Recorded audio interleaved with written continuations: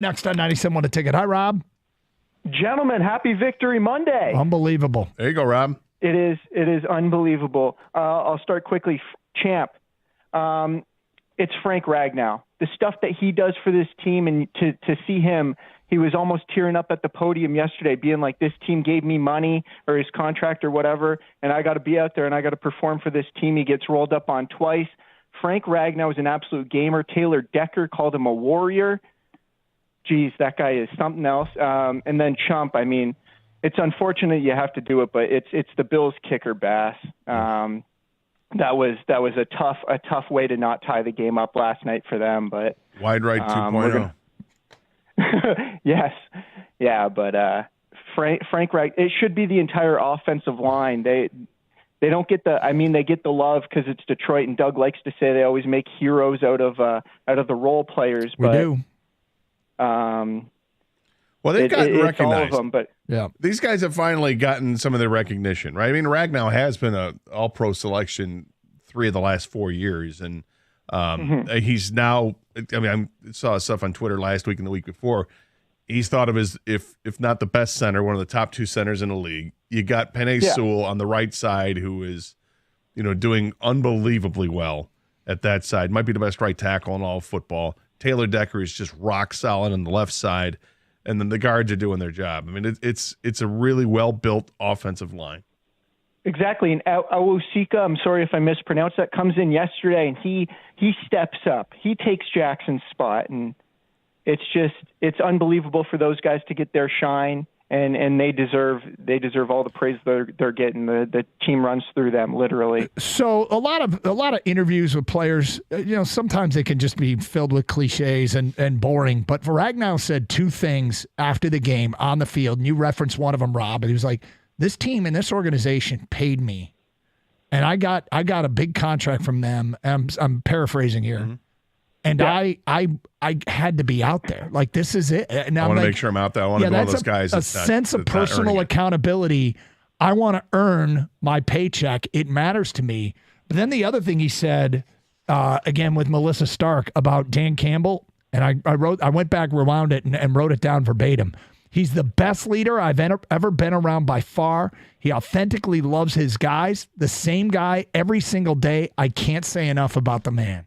And this is a veteran who, has been around, seen other coaches and all that. But, that's a meaningful statement about what Dan Campbell means to this team. I thought it was really telling. Well, that, and it also comes, a week after you just vanquished the Rams and his former team. And I think that puts a stake through the heart of that whole discussion. Whose former team? Well, Jared Goff said the same thing about him being a leader. Gotcha. Sorry. Yeah. So it's just I don't think there's anybody questioning who the leader of this team is when with Dan Campbell is regarded. I mean, he's a perfect fit for this team.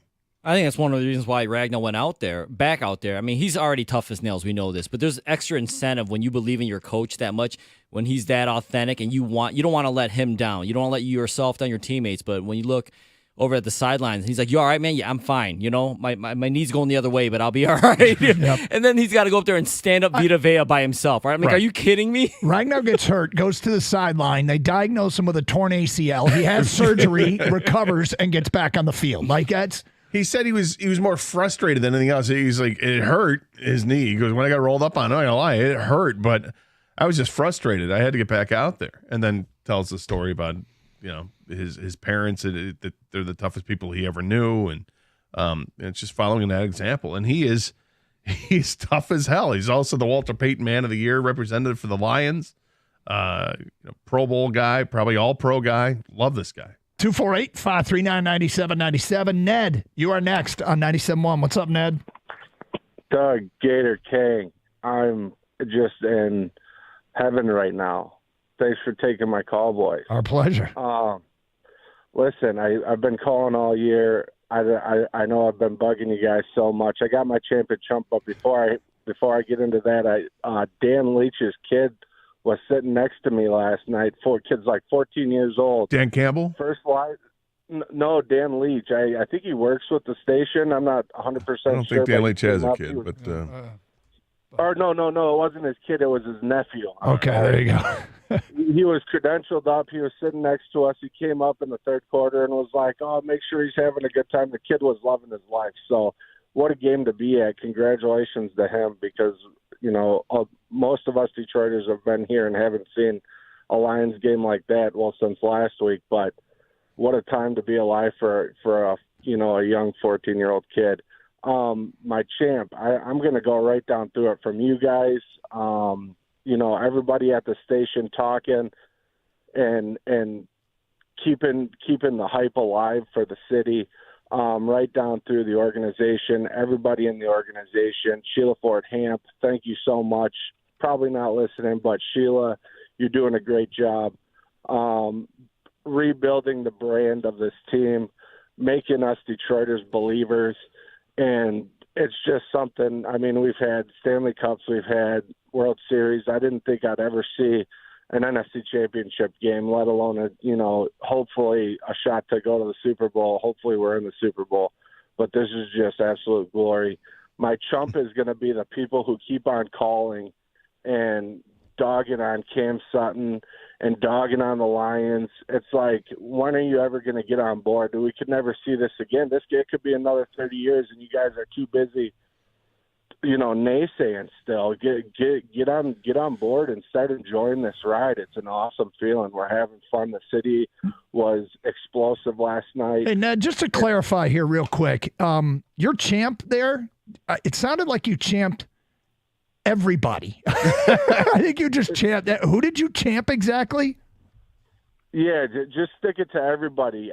Everybody in Detroit. All right, All right, thanks, Ned. My man was freestyling. Something you said, in the press box, you have these monitors up there, and they show the TV feed. Yep. And on the TV feed, I know a couple times they showed Sheila Ford Hamp. Yep. I wish that they would show Sheila Ford Hamp up on the big screen at Ford Field. I don't think they did, because I think it was, if they did, I missed it, and my bad. But if they didn't, which I don't think they did, I think it's a missed opportunity to have the 66,000 people plus that were in that stadium to give her a cheer, because she deserves it.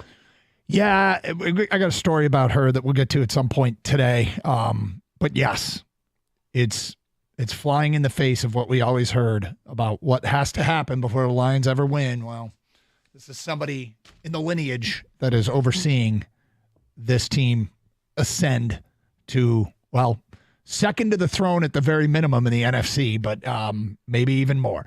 We'll have our Champ and Chump nominations today at 10:35, 97.1.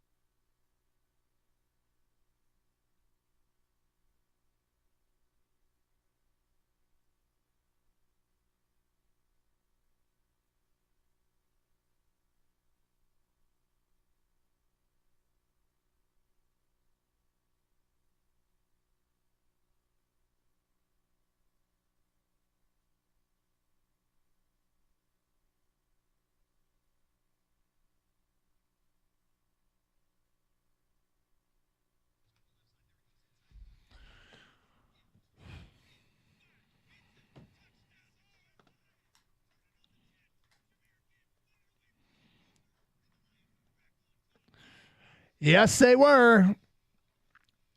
And the Lions defeated Tampa 31-23, the exact score that Matt and St. Clair Shores predicted last Friday. Good for you, Matt. And Jahmyr Gibbs was the reason why. He said he's a perfect blitz beater. And now the Lions advance to San Francisco to take on the 49ers, and we will talk about the Niners as the show and the week goes on. There's plenty to discuss. The Detroit Lions are playing for a chance to go to the Super Bowl, which is a sentence I'm struggling getting used to. I mentioned the Sheila Ford Ham story. I think it was Calvin's induction into the Ring of Honor, or whatever it was, and she went out there and spoke early in her tenure. And I remember talking to an insider that said she knew she was likely going to get booed. She hadn't done anything yet. Lions fans and their relationship with ownership was not good. And she did get booed. And I was told it hurt. Like, I told that when she got off the field and underneath, like, she stood there and she took it, but went up and felt like she should be there and say something about Calvin. And when, it was painful for her. I was told on a personal level that was tough. And look, I trust the insider in this. I really don't know it, to be a fact necessarily, but I think you're right.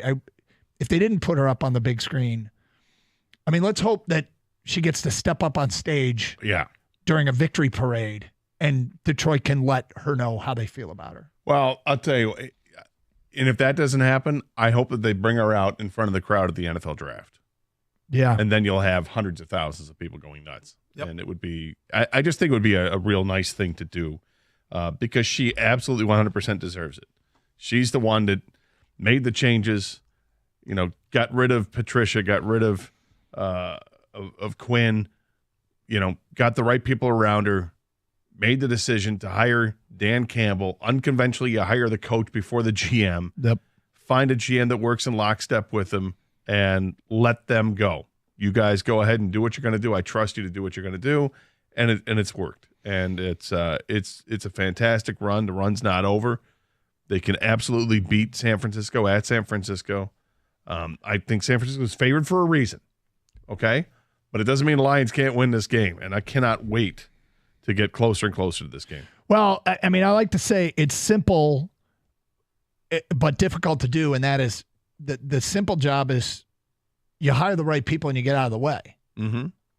The hard part is who are the right people. Well, and for some people, it's getting out of the way. Yeah, but this is. I mean, at this point, it's working. It's working in unprecedented ways here in our lifetime. This team, they're fun to watch and they're fun to listen to because everybody gives praise to everybody else. This is not a team full of individuals. Yeah. This is, a team in every sense of the word. Even Jared Goff last night, when he got done answering all the questions, they're like, last question for Jared, he answers it, and ready to move on. He's ready to move off the podium. He stopped and he said, I want to say one more thing. I'd be remiss if I didn't mention what a great job Aaron Glenn has done with this defense. Yep. And keep in mind that, the defense made big time plays today, and that's why we're, in this position. And you think about it, 2 interceptions and 4 sacks. Those sacks were huge. The Aiden Hutchinson sack in the second half was massive because it knocked him out of field goal range. Yep. Right? That was just massive. And obviously the seal the deal with the interception from Barnes. Awesome. 248-539-9797. Back to your phone calls in a moment. Let's get to our champ and chump. I will double down on a vote already for Frank Ragnow getting hurt, going back out there, and then the 2 comments he made post-game. This is exactly what you want as far as the leader of your offensive line, veteran anchor. Love Frank Ragnow for what he did. He's been banged up all year. He's always on the injury list, and he always shows up and does a great job. Frank Ragnow, my champ of the weekend. Your champ of the weekend? And it's a great champ. I'm going to go with Derek Barnes. It's just a few weeks ago. We were ripping our hair out because of the Dallas game and trying to figure out what the hell happened. What a bounce back. When he had the missed opportunity to sack Dak Prescott in the end zone for a safety and really spark things for the Lions. He didn't, and ends up in a touchdown, whatever. We know the rest of it. And just thought, whatever, Derek Barnes, he threw that in the rearview mirror, chucked it, and moved on to play a pretty great game after that and has had a nice season. But the play he makes last night, his first career interception comes in year 3 in the NFL, and it comes in playoff game number 2. Amazing. And it was a great interception. He read the play, went back on it, went up, got it, brought it down, secured the ball, and game over. I don't want to overstate the case, but cutting him after the Dallas game perhaps would have been a mistake. King, do you want to offer any I would have re-signed him. Right? I mean, you guys never let me finish. No, but seriously, on the Derek Barnes thing, I feel like this whole season has been poetic some kind of way. Yeah. And then for Derek Barnes to seal this game to send him to the NFC title game, another poetic thing that's happened throughout this entire ride. Just enjoy it, man. I mean, I'm waiting for something else to happen in the Niners game where we're like, it ties it all together once again. You're right. You're right. There's a lot of that happening this year. My jump of the weekend is kickers. All 4 teams that lost, their kicker missed a critical field goal. I know that Houston-Baltimore game got out of hand, but when Fairbairn missed that kick, it was big in the time. Obviously, doinking one off the post didn't help Tampa yesterday. Green Bay, the kick cost them a chance that game would have gone to overtime. Same thing with Buffalo. Each team that lost a playoff game had their kicker miss a big field goal. They're my jump of the weekend. Yeah, I'm going to go with Jordan Love. For a guy who had played so incredibly well down the stretch and winning the games for the Packers, and it was a stud against the Cowboys at Dallas, goes to San Francisco and he's doing fine, and then inexplicably throws 2 of the worst passes of his very young career in the biggest game of his career. The last one coming with like a minute to go. You had 3 timeouts. You just get down to the field goal range, kick the field goal, tie it, and go to overtime. Or how about you score and you win? And he throws across his body into triple coverage. I mean, I don't get it. So he'd been so good, and he is really good. It was so bad in so many levels. First of all, the across the body throw is one of the cardinal sins of the quarterbacking position. He did it. He did it in crunch time. They weren't in desperation mode. It wasn't like 4th and ever. And dude wasn't even close to open. No. Like it was so bad. And this wasn't desperation 4th down. No. And when I saw the end zone view and you realized he was like triple covered. There was no way that ball was ever going to be completed. And he threw across his body. He made the decision to throw across his body. Like, look, we all have a bad split-second decision, and that was his. And, man, it made no sense. That's why sports, human element. These guys aren't chess pieces. This is not a math formula. You just put in and the same result comes out every time. Sometimes, I don't know what Jordan Love said after the game, but he clearly was not thinking correctly when he launched that ball into nowhere or into the Niners, I guess. Yep. It was a terrible decision. You can't explain it, and you can't predict something like that. No, it's unfortunate for him. It's unfortunate for the Packers. And it's unfortunate for Lions on a certain level because they're not hosting the NFC Championship. That's the only reason why we even care, right? Unbelievable. Otherwise, you'd be like, what a terrible throw. Although I don't want to see Green Bay's window opening back up this quickly, and it feels like it has, and that kind of irritates me. But whatever. Lions are good. Doesn't matter. 248-539-9797. Let's get back to your phone calls. We go to, who's on line 5 here? It's Martin. You're a nice someone to take it. What's up, Martin? Boys. Let me tell you something. Yeah. First of all, I want to change this SOL to NAL because the New Age Lions are kicking ass. Yep. Number 2, you guys talked about grit last week. How about that 4th and 1 play by Ragnow on his knees to let my man in? That picture is going to last an eternity with all Lions fans. Just his grit, his playing with being on his knees, hurt, and holding that guy from not tackling my man to get that touchdown. That, to me, just tells you about this team. I'm just saying, and I told you guys last week, the season's going to end the way the season started.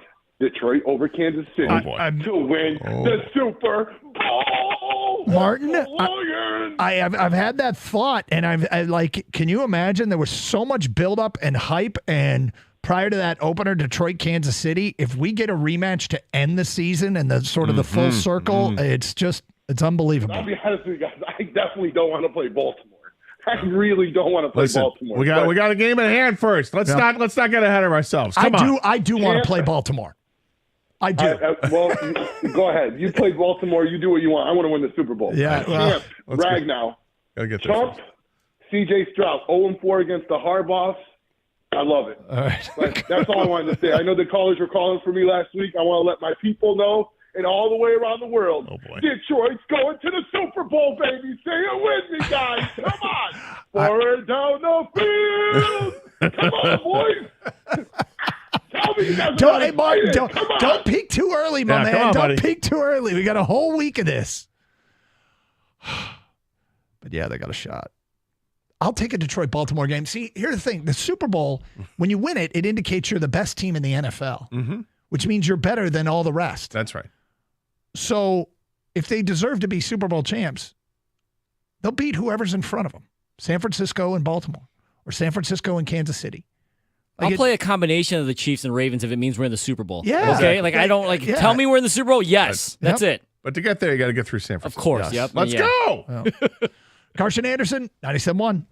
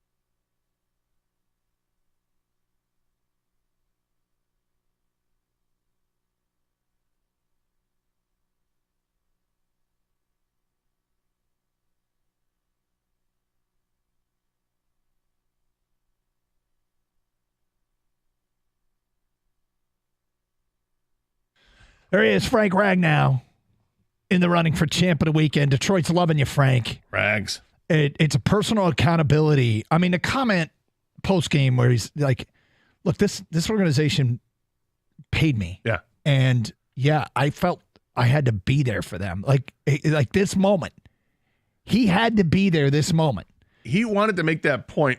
Not only did he say it on the field in the on-field interview, I think with Jennifer Hammond, but also said it in the press room afterwards too, because they brought him in front of the podium. Yep. I mean, that tells you, by the way, a little behind-the-scenes stuff. When the team thinks you've done something special, they bring you in front of the podium. Yep. Frank Ragnow was in front of the podium. Not many times Frank Ragnow is in front of your podium. Usually it's Dan Campbell, Jared Goff, and that's it. And then occasionally to bring somebody else. Aiden Hutchinson, not Aiden Hutchinson last time, but Ragnow came up there. They originally had a couple other guys scheduled to come up too. Derek Barnes was one that was supposed to, but ended up not doing that because I guess he did enough of the interviews in the locker room. But Frank Ragnow was up there. Yep. Awesome. And Detroit's loving you today, Frank. 248-539-9797. What it is you want it, and I've noticed this through the years, fans want it to mean as much to the guys on the field as it means to them. Because all fans say the same thing. I would have done anything to have been a professional athlete. And then I would do anything to win. Like anything, I want them to care as much as we care. And there are guys that historically have said and done some things where it's clear that it's interpreted that they don't care as much as the fans. So when a guy makes this kind of effort, fans will love you for it. Well, I think that was one of the early appeals to Mafford with them, the whole mic'd up experience against the Cleveland Browns and the whole rib thing and the arm thing. And I mean, I mean, we love a tough guy. We love a guy that perseveres, paddles through the pain and does what they can. And clearly Ragnow is that guy. And when players say that they're invested in the city and they want to leave it all out there, we talk to Jared Goff every Tuesday. And I think he personifies that spirit too. I mean, he doesn't want to come out of any game. No.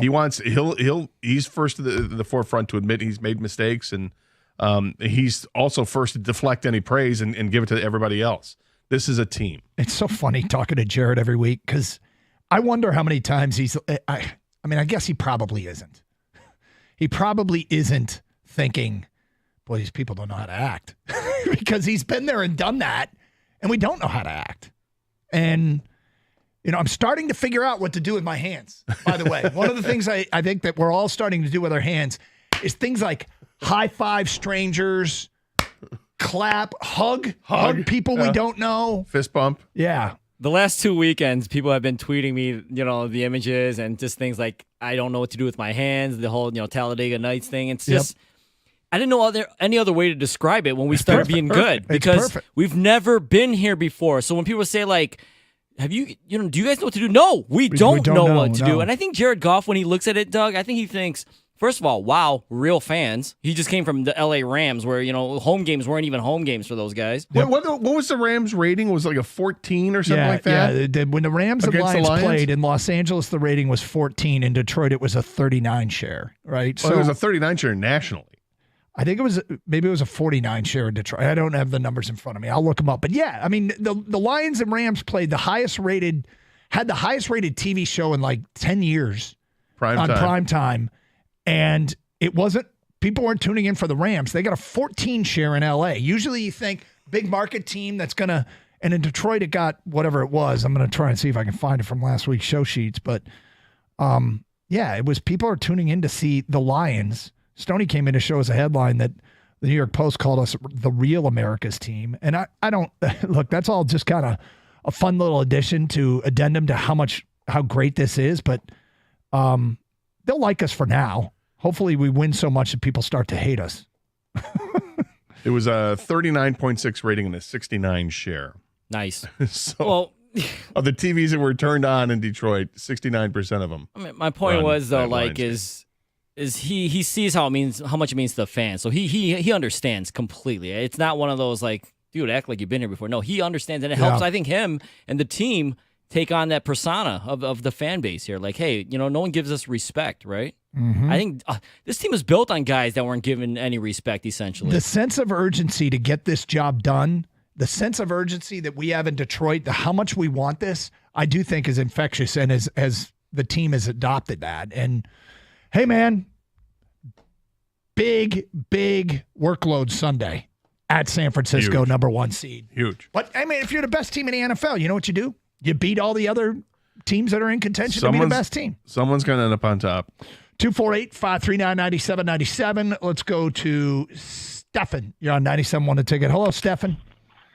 Hey, happy Victory Monday, guys. What a weekend. What a weekend, to say the least. Unbelievable. Couple things I wanted to hit on with you guys real quick. First off, let's start with the saxophonist last night at the national anthem. He was that so guy good. Absolutely crushed.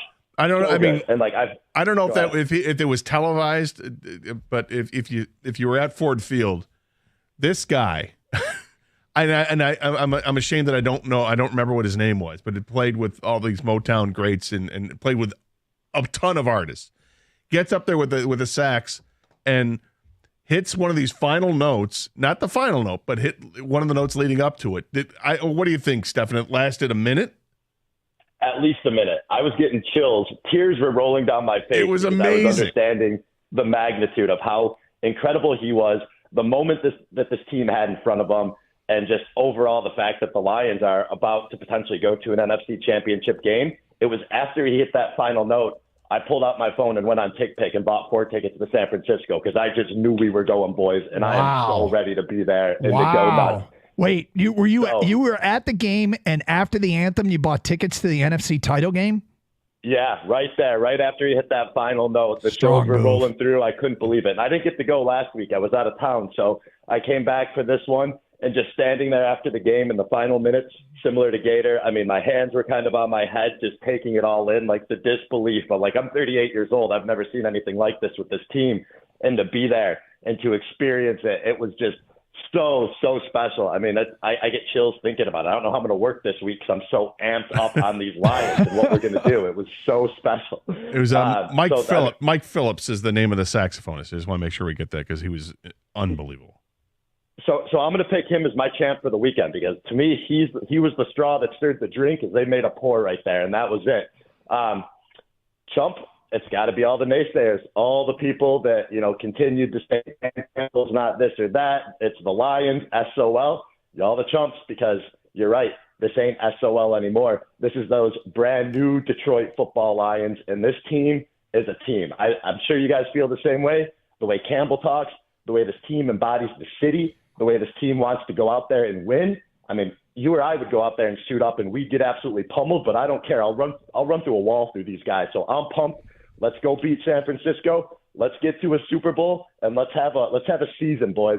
Enjoy your trip to San Francisco. Aggressive move, Stefan, buying tickets after the anthem to the NFC title game. Very aggressive. Bill is next. What's up, Bill? Good morning, fellas. What a glorious day. Unbelievable. I'm 42 years old, never experienced it, and I feel like I'm living in an alternate reality, and I got to take the AI goggles off. It's just too much. That's great. Real quick, Champ and Chump. You guys touched on it a little bit earlier. I think Sheila, she's my champ. Gator, when you said she stood up and was talking about Calvin, and she was listening to the booze. I mean, she's the first owner to actually own how we feel. It's how many times over the decades have we talked about sell the team and do they really care? And, they showed it yesterday during the game. Somebody brought a banner and said, "Thank you, Sheila, Brad, and Dan." And I couldn't agree more. So she's my champ. She's great. So I want to add to that. We'll give you your time. We got an email regarding her from a listener, Scott, who said, her refusing to take the easy road for self-preservation's sake seems to be part of this team's culture from the top down, apparently. And I didn't think of it that way, but I mean, in some ways, that's an example of grit coming from our owner, right? For sure. Yep. Yeah.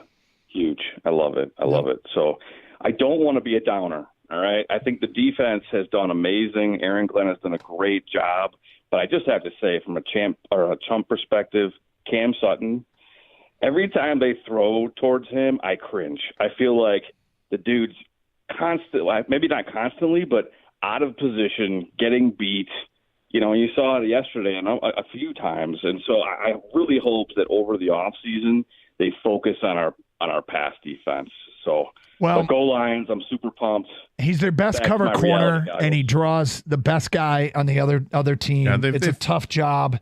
He's had actually a decent year up, and then it started to turn on him. I mean, facing Justin Jefferson twice, CeeDee Lamb, Puka Nacua, and now Mike Evans all in a row. It's a tough assignment, and he's the best they got. And look, he has. I'm sure there's some plays that he regrets, and yet later in the game, I want to go back and look at Mike Evans' third and fourth quarter stats. I'm not sure I think he got a bunch of them at the end of the first half, if I'm not mistaken. There were a bunch of those plays. Yep. We'll go through the game book here. Yeah, no, it was the end. It was that last drive. They had a 27-yarder to him. They had like a 29-yarder to him with that phenomenal catch he made at the goal line. Yep. But he was also the guy that ball went through his hands, tipped up in the air, and C.J. Gardner-Johnson got the pick. Yep. And also didn't bring in the 2-point conversion. But he did have the touchdown. I mean, the first half he had 4 catches for 97 yards, and the second half he had 4 catches for 50 yards. They did a much better job of keeping him in front. Better-ish. Well, but it's 10 yards a reception versus 20. Yeah. Yep. And that's an adjustment made at halftime. Yeah. Right? I mean, he is what he is. They are what they are defensively. It's just make enough plays. Yeah. Do they need to look at the secondary and upgrade it? Sure. As far as corners are concerned, absolutely. I think it's something that they'll address in the draft and look at in free agency.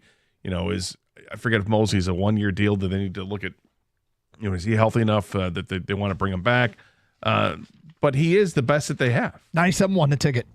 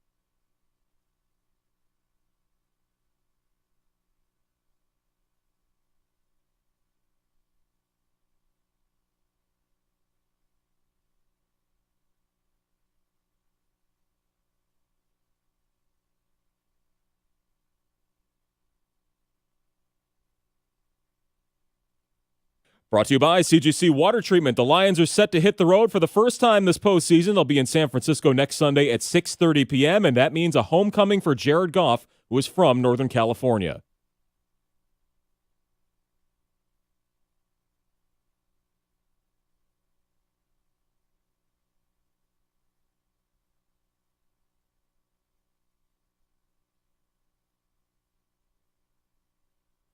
Well, as for the Lions fans, the ticket price is starting at about the $600 range right now, but the team will be holding a watch party at Ford Field that night. Tickets went on sale for season ticket holders for that watch party at 10 a.m. Then they'll be on sale to the general public for what's left at 3 o'clock this afternoon if you'd like to try and attend. Also, Deebo Samuel, the talented 49ers wide receiver, said to be 50-50 to play right now against the Lions, according to ESPN. He had over 1,000 scrimmage yards and 12 total touchdowns during the regular season. Elsewhere in the NFL, it looks like former Lions coach Matt Patricia moving on from Philly. Reports state that Patricia's contract is up and he will seek opportunities elsewhere after attempting to run the Eagles' defense in the final weeks. After wins for Detroit football and hockey yesterday downtown, the Pistons will try to follow suit as they have a home game tonight at the LCA, a rematch against the Bucks, who are still in town after their game on Saturday. Milwaukee won that one 141-135. The rematch is a 7:10 p.m. tip with coverage beginning at 6:35 right here on 97.1. And the Pistons also did confirm their tip time change for next Sunday. It's now a 2 o'clock tip versus the Thunder, with the Lions set to play in the early evening.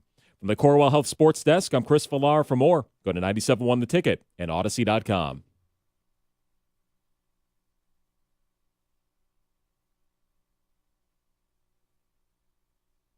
Thanks for all your feedback today and phone calls, text, tweets, comments on the Twitch stream and YouTube. Love it. Detroit is very, very fired up. We'll try to get to as much of it as we can. Here are some of the text messages that have come in.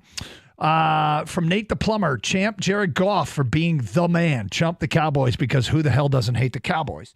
Dan and Dexter writes in, That's Champ, fair. Frank Ragnow, what an absolute warrior. Chump Todd Bowles for not calling his final timeout. What a weird situation that was, and he admitted he gave up on winning.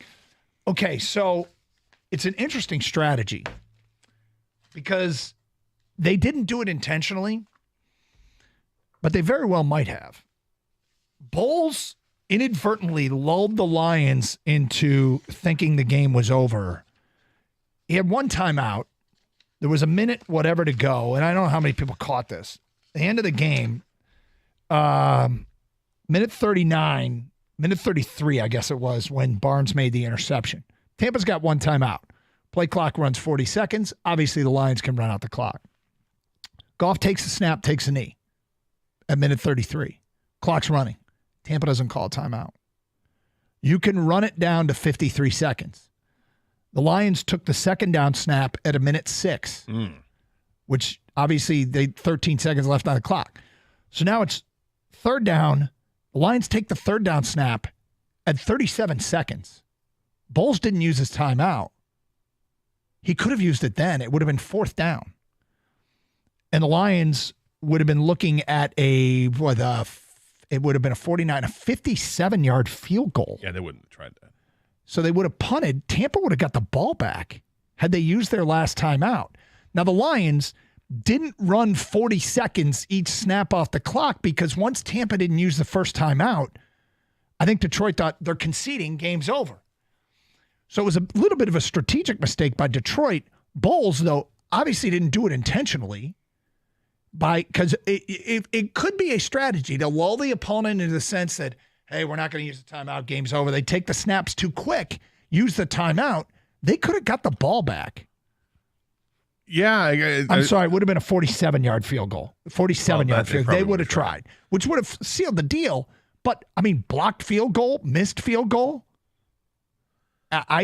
it's better than conceding.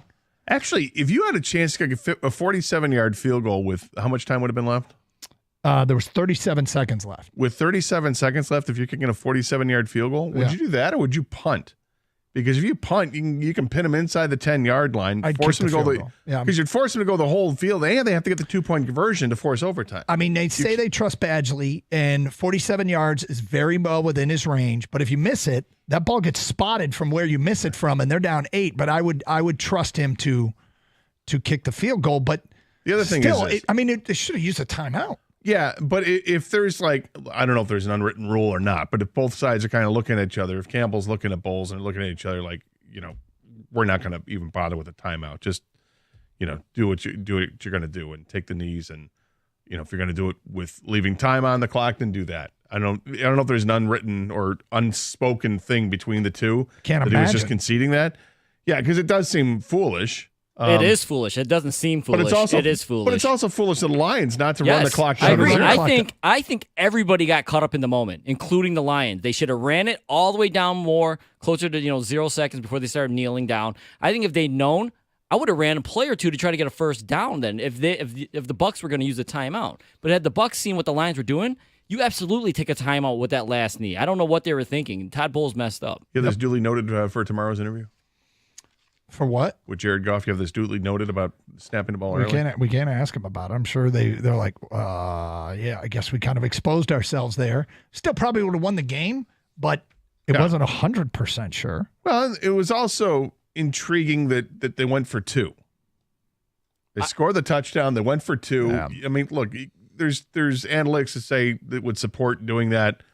I think most fans would say don't do it. But I don't think it's like a 90% of fans that say don't do it once they see the analytics on it. But I was curious that they went for two and they didn't get it. TV talked about the analytics of it, and it's not as risky as people think, but still risky. Yeah, whatever. I'm glad they did. Oh, I'm so glad they did. Yeah, because now I'm looking at the last drive. And I'm like, okay, they can't lose the game on this last drive. I will admit, had they made it, it would have made me a lot more uncomfortable. That's why I didn't want him to go for it. Yeah, right. In real time. First of all, I totally agree with the going for it. I think it's going to be more and more common day plays as we move forward. I think people just aren't used to it. With that being said, when they went for it, I didn't want them to because I just like, if they get this, man, I am going to puke. Yep. I'm going to puke because they're going to have a chance to win the game on the next drive. I thought they converted it. From my spot in the press box, I'm like, did he catch that? And I'm like watching to see if they're celebrating. I'm like, nobody's really celebrating here because I don't even think the Lions defenders knew that he hadn't caught the pass. And then I'm like, oh, he did drop it. He dropped it.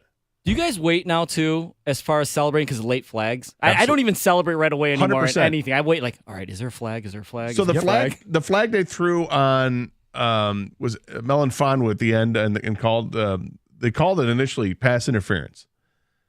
That flag was thrown a good 1 to 2 seconds after the play went incomplete.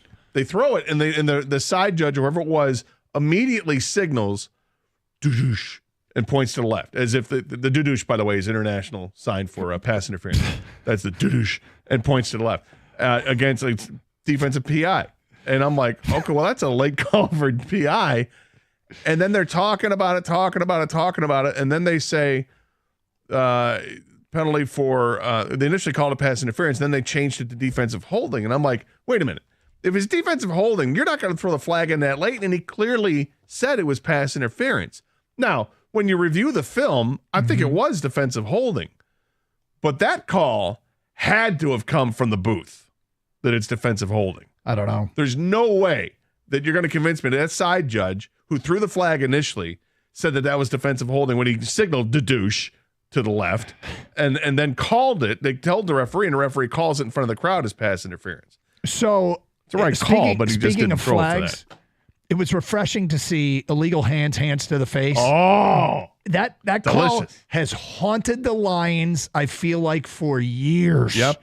How many third down stops historically do the Lions have where they got wiped out by illegal hands to the face? Yep. And it finally, the pendulum swung back Detroit's direction to help keep that drive alive that was milking the clock at the end of the game. Well, we had those 2 plays against the Packers. It went against, was it Trey Flowers, I think was the defensive lineman, which, by the way, I saw Trey Flowers' jersey yesterday at the game. Well, that's a rarity. Yeah. But yeah, if I owned one, I'd wear it. Sure. But that happened. There was a defensive holding call, I think, on a lineman that went against the Bucs. That was huge because you don't see that call made very often. I heard TJ and Jansen talking this morning how that never gets called. Those dirty cheaters up on the defensive line. Finally, they got caught. Those scumbags. Yeah, that's right. So it was good to see that, again, there are things that happen against the Lions that in the past fans would have jumped off the bandwagon and just cried 3 letters. And now it's gone because they just overcome that stuff. They're just resilient I mean, let's face it, the 3-letter term has been replaced by the word grit. I mean, everybody wants to come up with another 3-letter term. The organic thing that's happened is we have the grittiest team we've ever had. I saw a great sign yesterday during the game that says all grit, no quit. Yep. That's exactly what it is. Carson Anderson, your phone call's next, 97.1.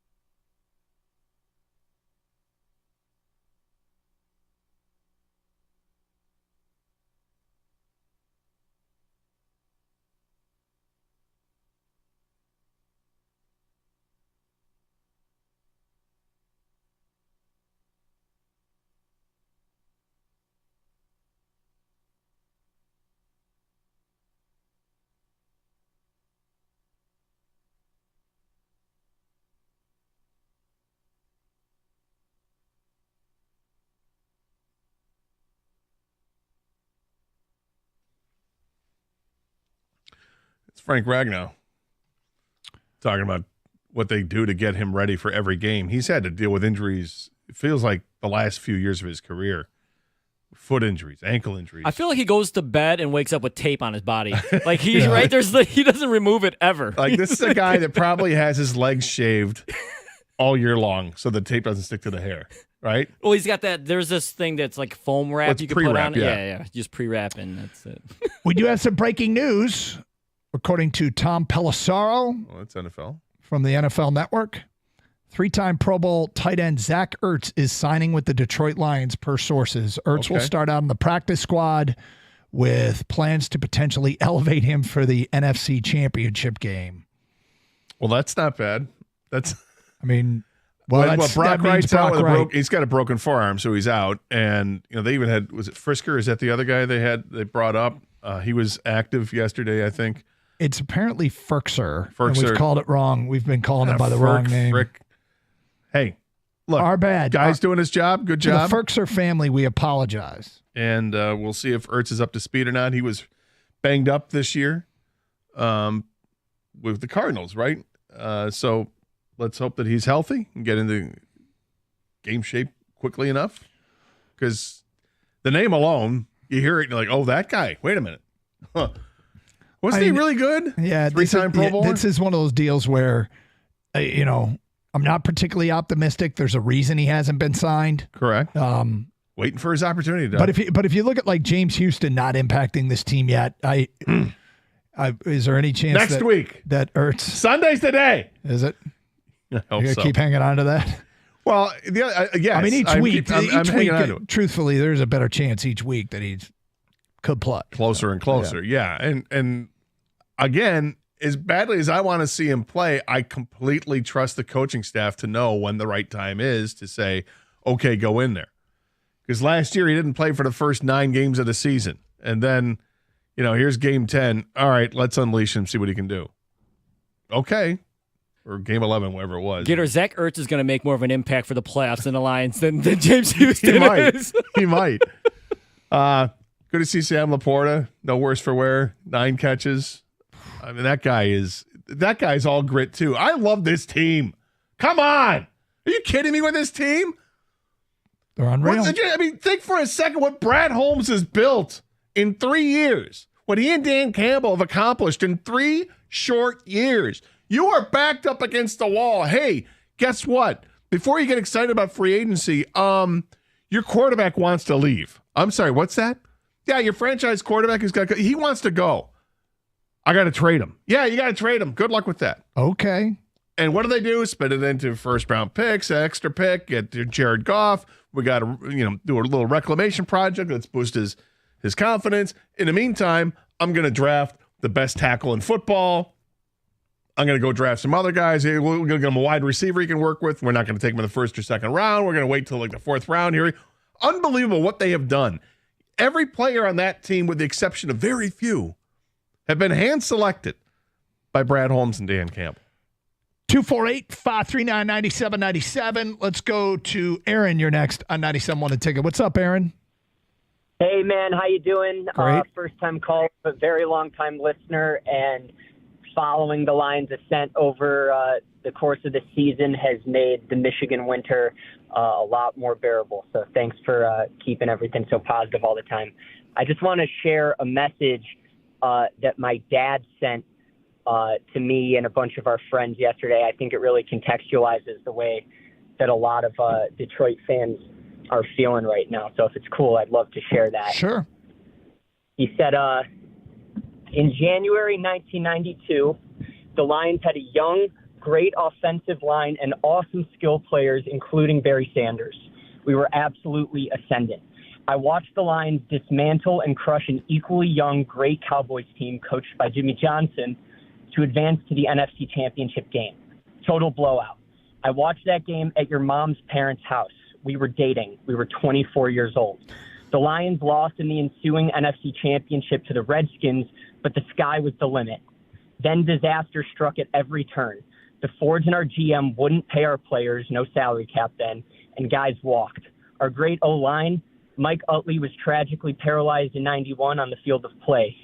Eric Andolsek was suddenly killed in 92 by a Mack truck that left the road while Eric was mowing his lawn. Everything evaporated in a matter of months. It was heartbreaking. But in a million years, I never would have predicted that the Lions wouldn't win another playoff game until I was 56 years old. Suffered through an 0-16 season under Matt Millen's ruinous stewardship. Refs raw-dogged us, followed by empty league apologies at every turn. Picked up flags, process of the catch, Hail Marys. You could make a movie, but no one would believe it.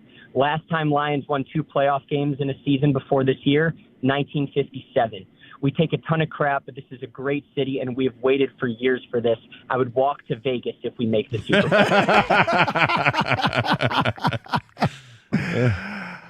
It's great. Keep walking till you can't walk anymore. That is walk great. Some more. You know what? I don't have any chumps this week, but my champs is Lions fans, and specifically the generation older than mine who has lived not just my lifetime, but another one on top of that, waiting for this moment for the city and for the team, and could not be more excited for the next week. And just to have a couple more weeks of feeling invested in this season, and you know, I mean, you guys experience it every day on the air. We have another week of feeling positive about the situation, regardless of what happens during the game itself. You know, we have 6 more days of feeling this way at least. And, you know, that's something I think everybody can get behind. Aaron, thank you. Thanks for sharing. I see I see an ad here by the box scores. It says the Lions at 49ers. Tickets as low as $508. That seems light. Well, those cake eaters out there, they just don't care about football as much. Wow. Front runners don't care so much. It's almost like they've been to these before, and they don't have to. They don't have to overspend. They know what to do with their hands. Their hands are like, oh, I'm going to go and over here and eat something or drink something. Yeah, their hands are around keep the pinky out, though. Right, One hand's got a glass of wine, the other's got some cheese. Yes, exactly. Let's go to Sean. You're next. Camembert? Oh, delicious. Sean, you're on 97 on the ticket. Hi, Sean. I love fruit compote. Fellas, I am a 50-year-old, born in 73, frequent caller to the show, which I love, by the way, every day of my life. Thank you, Sean. But I very much like you guys, Gator. I mean, I love this team. I'm an optimist when it comes to my Lions. I've spent my lifetime proudly defending my fandom to these naysayers all over this town who are all now on the bandwagon, right? But and I've been really, really confident and cool through the season in the last 2 weeks. But I got to tell you, man, I feel the weight of being 60 minutes from the Super Bowl right now. I feel it. And it's going to be an anxious week, I think. I really do. I mean, the stakes are as high as they can get. I've been dreaming of this my whole life, and it's starting to weigh on me a little bit. Got to tell you. I'm not nervous yet. And there's something going to be very different about being on the road against an established, clear favorite, 7-point favorite, the 1 seed. It's going to be a different feeling. Yeah, of course, there's a monster out there called the 49ers, too, right? I mean, it just makes it even more anxious. And yet, I feel like not only do the Lions have a chance, they got a good chance. They got a good chance. It's legit. I do, too. I'm just telling you, the stakes are as high as they get here, boys. I think it's going to be an anxious week. I really do. I hear you. It's hard to get used to. But we got we got 6 days to get ready. Yep. And to get used to it. And hopefully it's not like the 92 team that our dude read off his dad's history about. And they can do this repeatedly, but the here and the now, beat San Francisco and go to the Super Bowl. 248-539-9797. I know, right? That's the weirdest thing. Just beat San Francisco and you go to the Super Bowl. Yep. I'm sorry, what's that? We have 1 game to get to the Super Bowl? Yep. That can happen? Yeah, if you win this game, you get to go play in Vegas. But we already played Vegas this year. But we played them here. No, it would be for the Super Bowl. What's that? For the Super Bowl. The Lions are playing a game. Come on. For the Super Bowl. Come on. Damn. I know, right? And we all thought, a ceiling, what's the ceiling? Everything goes right. This is the first game that we're going into where, They're a pretty big underdog. You got to play mistake-free football. Mm-hmm. Quarterback's done really well in the playoffs. Jared Goff's rating in the 2 playoff games is 111.8. He's been fantastic, completing over 74% of his passes. Some of the passes he made yesterday were just fantastic. Yeah, my favorite number with Goff is a crunch time number. We'll get to that today at 11:32, plus your phone calls. Carson Anderson, 97.1.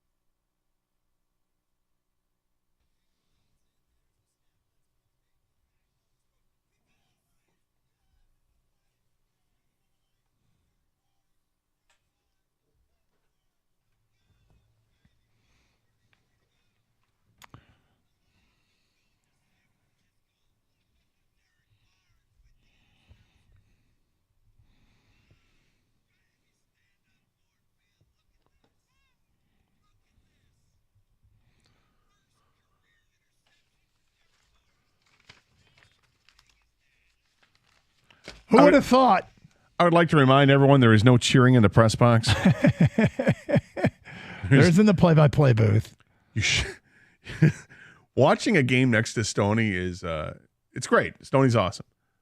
But Stoney's also, like most of us, he's still a fan too. He was so pissed at Ben Johnson in the first half for the call. I think it was on 3rd and 1. Wow. And out of shotgun he was just livid. And then Goff takes the sack. Stoney was like inconsolable. How pissed he was. Stoney. Well, I've been near Stoney during games, and he gets worked up. Yes, but it's a roller coaster because at the end of it, Stoney's also got the phone out, taking a video of the whole crowd going nuts, and it's great. We're all fans. It was an awesome atmosphere that last night. Was it louder than the previous week? I don't know. I think it was on par with last week. Did we see a decibel rating? I haven't seen any decibel ratings, but I would say it was on par with last. I don't think it was louder, but I don't know if it was too much quieter. It was extraordinarily loud. The crowd was cheering at the right moments. At the end of that game, when Barnes has the interception, it's deafening. It was fantastic. And also, that crowd desperately wants Jamison Williams to do great things. I mean, he's making contested catches on things other than just straight fly routes, which means he's developing as a all-around wide receiver. And when you watch, Kang pointed out, he's watched the All-22. He impacts the game just by running deep. Yes, it opens things up underneath for others. The respect is already there. People already defend him with a degree of fear. When he caught the pass, it was like a 20-yard or 25-yard reception on the sideline there. He's just wide open because he's that fast. Crowd went crazy. Yeah. Like they're like, here we go. Let's go. Let's see the big JMO plays. They're just dying to see Jamison Williams have that impactful play, that 60-yard touchdown reception, that 50-yard end around for a touchdown because he's so capable. Tirico made the comment that at practice late in the week, they ran that play 3 times at the end of practice just to get it down. And then they broke it out in the game. So another play in the game was one of my favorites, but we'll get to that a little bit later on. 248-539-9797. Benjamin, you're next on 97.1 The Ticket. What's up, Benjamin? Hey, guys. I wanted to give a couple things. One, my play of the game was, I think it was 3rd and 17. And, again, we talked about the grit on this team. When Amon-Ra when he caught the ball, the defender was already hanging on his waist, pulling him to the ground.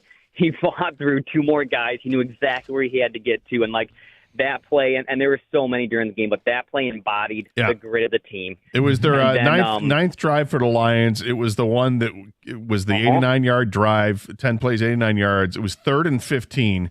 I think Goff had just been sacked on 2nd down to make it 3rd and 15, and he hit St. Brown for a 16-yard gain, and St. just, struggling for every inch, and he got it, and it was amazing. Yeah, and then I told the call screener, I said, the moment during the season when I had confidence all year with them, but we went through the 3-game stretch. He was getting interviewed by Stoney and Jansen in the morning, and they asked Campbell, they said, some people are calling for Aaron Glenn to be replaced. They're calling for his head with the defense having struggles. And he goes, guys, everyone wants a magic bullet. He goes, it's not what it's going to take to fix this. He said, we sat down with every single guy on defense individually. We showed them the tape. All of our mistakes are on tape. The way to fix it is on the tape. We sat down with them. We showed each of them individually what they did wrong, how to fix it. And we take it game by game. And you put that in contrast to the Eagles freaking out when they went through their rough stretch, getting rid of or elevating their defensive coordinator to the booth and throwing Patricia in there. That's the difference to me between a team who is committed to what they're doing, knowing it's going to work, and a team who's just looking for a magic bullet to win it, Yeah, the Eagles just fired the defensive coordinator, and they just fired Patricia as well. And there's rumors swirling that Sirianni still may not be safe, that maybe behind the scenes they're talking to Belichick as well about coming in.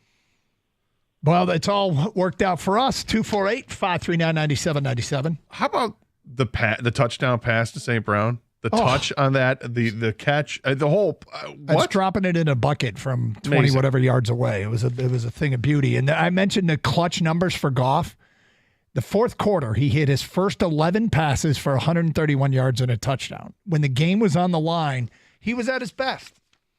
And that's sort of indicative of this team. How many times we've discussed the plays that they have made that if they don't make them, they might not win the game. And they seem to make way more of them than they don't now, which is just the opposite of what we've grown accustomed to pretty much our whole lives. Making the plays that need to be made to win games. It's like the guy just doesn't get rattled. Goff? Yeah. No.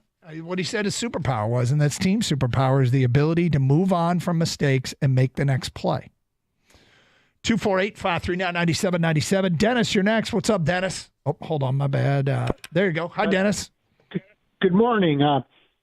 For the champ, Detroit Lions, they just play well as a unit. It's not like people stick out. They just play well as a unit, like a championship team is supposed to. And the Chump is those worthless Green Bay Packers for losing the game. What game we want them to win and keeping us from a home game. They just can't do anything right. No. But the way they lost to San Francisco, you can bask in the glory of the cheese melting in Wisconsin. Thank you. Yeah, well, I'm not mad at. I mean, I'm trying to take solace in the fact that I really don't want Green Bay's window to open the same time ours does, and they haven't been down long enough. I want them to know what 50 years of futility feels like. But heck, the Lions are good. So when you're good, you're going to play and have to beat good teams, and that's fine. You know, his point about making the champ of the week the team, because it's hard to pick one individual and say that was the difference. I mean, everybody had a role in it. Mm-hmm. You know, Josh Reynolds catches the touchdown pass and looks like it's high and ready to sail into the seats. He brings it in back of the end zone, touchdown, no problem. Amon-Ra St. Brown, we mentioned his touchdown reception was unbelievable. The fighting for the extra yards. Brock freaking Wright has a monster play again, like a 30-yard reception, and unfortunately breaks his forearm shortly after, but he has an impact. All the linemen have an impact. You saw Melon Fonwu with a sack and a half in the game. Brian Branch comes up, has a sack.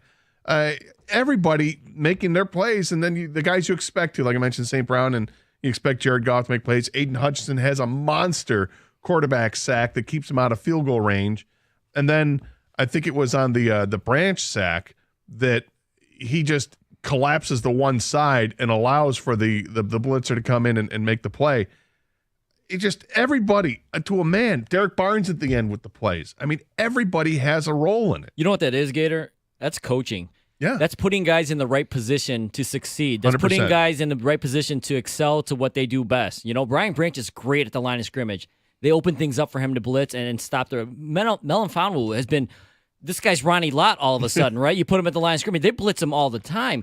They know what guys do well. They put him at the position. Josh Reynolds might be the only receiver on the team that can make that type of catch with that type of throw. Size, yeah. Exactly.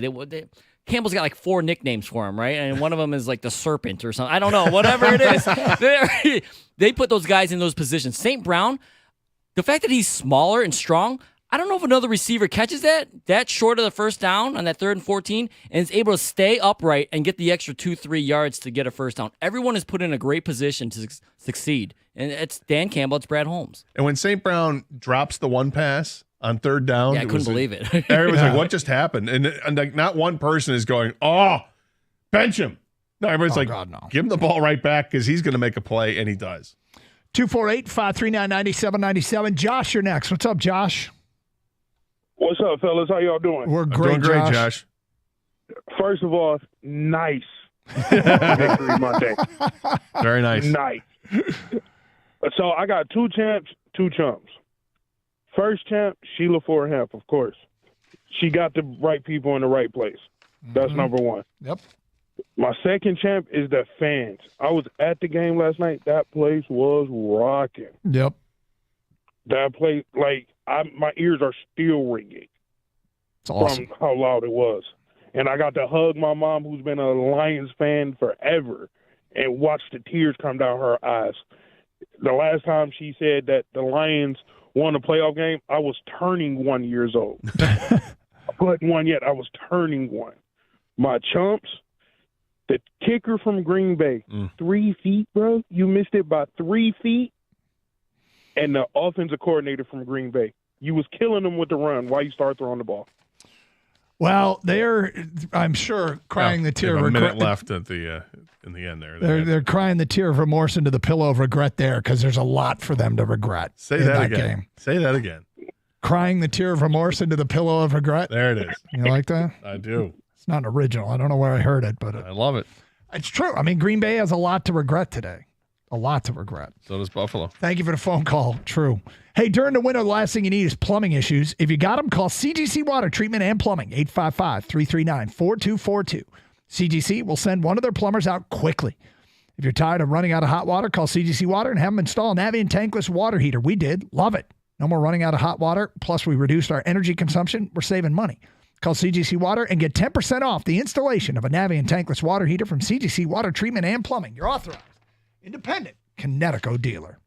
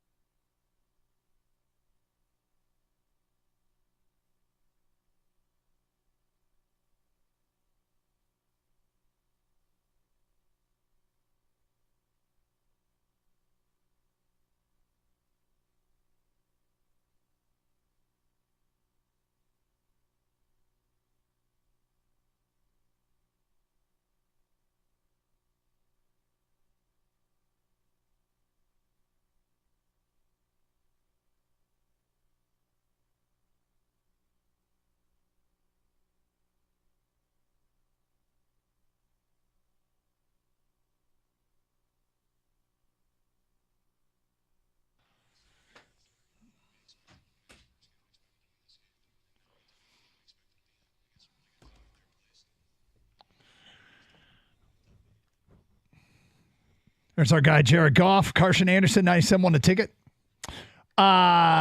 Viewing party. Gates open at 5 o'clock. Tickets at DetroitLions.com at Ford Field, which is pretty cool. So be a part of watching with a bunch of Lions fans. Great atmosphere. Should be a lot of fun. So viewing party, if you are interested, 248-539-9797.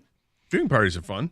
Yeah, I've done I did Piston games back in the Bad Boy era at the Palace. I did the Joe Vision for the Wings Stanley Cup win in 2008. That was a ton of fun. I mean, it's just it's a game-like atmosphere. Yeah. So let's get back to your phone calls. We go to Claudia next on 97 The Ticket. Hi, Claudia. Good morning, guys. What a great Monday this is. It is awesome. I've got a champ and chump, and you guys have stolen some of my thunder for the chump. But my champ is Jack Fox, because I feel like I hope I'm not jinxing him, but I feel like we just take this guy for granted. He goes back, he punts, pins them around this 15, 10, whatever, and we give him we give the opposing team bad field position almost every time he punts. So I hope we're not overlooking him. I just think he's doing a superb job. I'm glad we paid him, and I'm glad that part of our special teams is doing so well. My chump, like I said, you've stolen some of my thunder. I was calling about the coach from the Bucks and the crazy use of his timeouts, and I keep thinking, if Dan Campbell would have done that, not taken that last timeout, what are the Bucks fans saying? What's he, saving it for next year? I mean, and when he gave his explanation, it was so crazy to me. He said, well, it was like postponing the inevitable. And I'm thinking, hasn't he been watching football? All kinds of crazy stuff happens. You don't know. Games look like they're over, and the next thing you know, you have trouble with a snap. Yes, exactly. and I'm thinking to myself, if they were down 2 scores, I would have gotten it, but not 1 score. And so by him just saying, well, it was kind of over 13 seconds, I thought, what the heck was he talking about? But I'm glad. I'm glad too. He did it.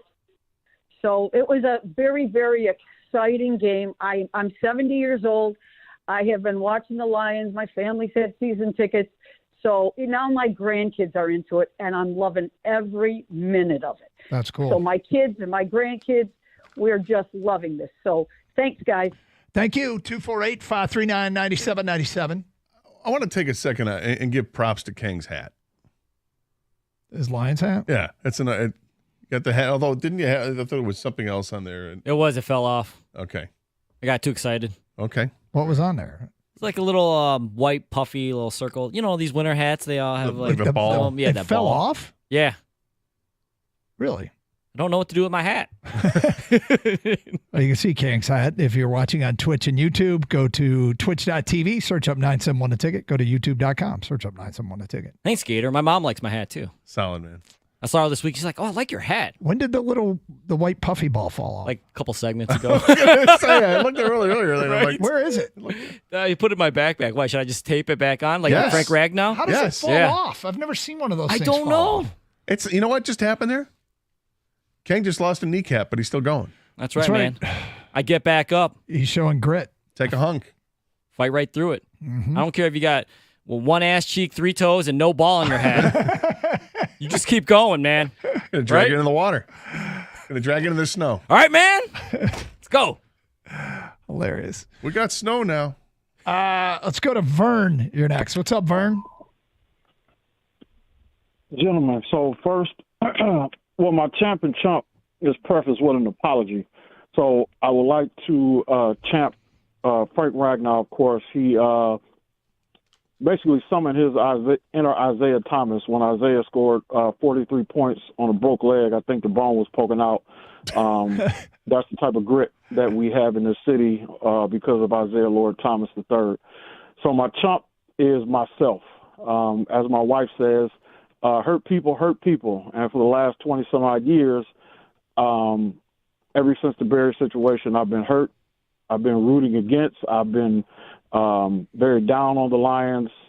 So I like to apologize to the city. I especially like to apologize to you guys for the last 15, maybe 18 years. A couple of weeks from now, I'll be sitting around saying Doug is probably sitting at his desk with a lettuce-wrapped turkey sandwich getting ready to do his mock draft again. Here we go. I'm sick of his mock draft. I'm sick of his quinoa salads. I'm sick of the Lions. But I'm back. I talked to 2 high-ranking Lions fans who welcomed me back in the fold. My GOAT retired. I want to apologize to the city, man. I've been calling in with hate and vitriol for years because I've been hurt by the Lions. But after last night of high-fiving people of all race, creeds, and national origins, is what Dr. King dreamed of what I experienced last night. The joy of seeing what I thought would never happen happened. So even though my wife gave me the side eye, I'm ordering an Aiden Hutchinson, Michigan, and Lions jersey because I'm back. Oh, just pick one. Hey, Vern, no hard feelings. Welcome back, my man. Yeah, last night I'm calling it right now. Lions 27, San Francisco 24. Oh boy. We're going to the Super Bowl. This year is destiny, man. It started off with Michigan. I believe God owes us this, and I felt like destiny, like it was karma, like we need this, and it's going to happen. Lions 27. San Francisco 24. Well, I will address this. What he said about the people coming together, he's right. Yeah. Walking on the streets last night to the game, everybody was just happy as hell. Didn't matter who you were walking with. People just in unison. Leaving the game, walking back to the parking garage, same thing. People shouting stuff from cars, and it was nothing but encouragement. People having a great time. And just pure strangers saying hello to each other and go Lions, high-fiving each other, fist bumping each other. It's awesome. It's awesome when everybody can come together.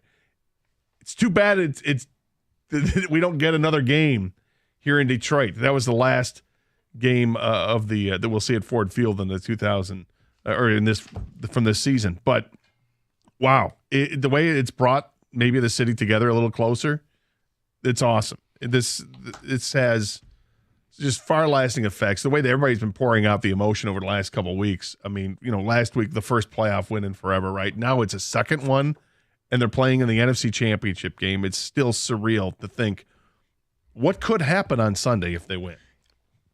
I can't even imagine what next Monday's show is going to be like if they win that game. Like Vern just made the prediction, and I'm like, if that comes true 1 week from now. Did you write it down? 27-24. I didn't yet. We got to get Mike in St. Clair. Was it Mike in St. Clair Shores? We got to get his. Matt in St. Clair Shores. We got to get his pick. Yeah. He nailed it. 31-23. Nate Clausen had something to say regarding mock drafts. He wrote in, I can't believe this is real life. Every other year of my life, we would be talking about Gator, thinking about Zach Wilson in the shower, doing mock drafts. Instead, we're talking about Gator, strapping up those cleats again because we are in the NFC Championship. Grab your coconuts. We are going to battle San Francisco. LFGGGGG. Long are the days of Zach Wilson in the shower thoughts, right, Gator? All right. Good God. We've moved on, man. I was thinking about the mock draft. I was getting ready for whatever gets you going, man. I'm not judging. We've moved on, though, man. We have. We're a good team. Somebody, I told you, we got a text about a draft question. I'm like, I don't know. Right. Who do you like at corner at 31 or 32? Don't know. Who's Caleb Williams? Don't care right now. Cameron from D.C. writes in, born and raised in Michigan, moved to D.C. for work and drove back to Michigan on Friday. Driving back to D.C. today, went to the game. It was absolutely amazing. Never experienced a game like that ever. The 9-hour drive back today, hungover, is worth every second. Unnamed texter, Doug, Gator, Kang. I don't know what to do with my hands. Probably already said, go Lions. David Southgate, great point by Kang. My house rule is not celebrating until at least 5 seconds after a play. Oh, this is with the flags. Yeah, you never know. You never know. Dude, I'm watching, like, after every big play, quarterback sack or a stop on third down, when I'm up in that press box, I'm scanning the field. Any yellow, any yellow, any yellow, any yellow, no yellow, no flags. Wait. Yes. All right, so straight ahead, two things I want to bring up. One is two letters that were brought up today in a station meeting early. And the other is I want to speak specifically to one caller from last week. No. We'll get to that today at 12:02. 97.1 The Ticket.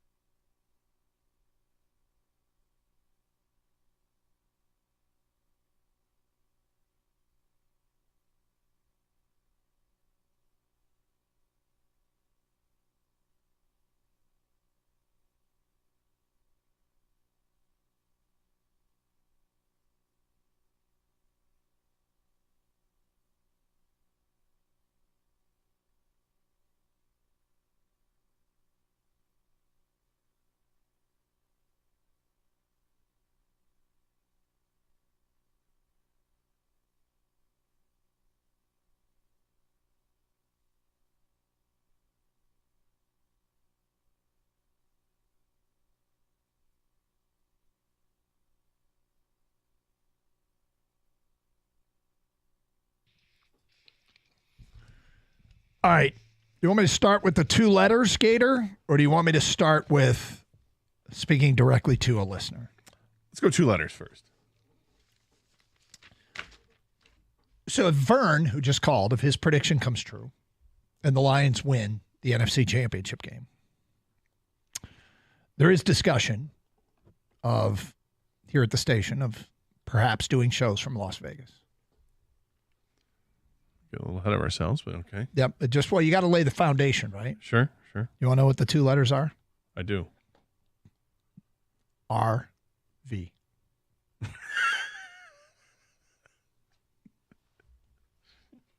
Tell me it means something other than recreational vehicle. Bring back Zerga. Oh, my God. We'd stop twice, do the show from the road, from wherever we could find.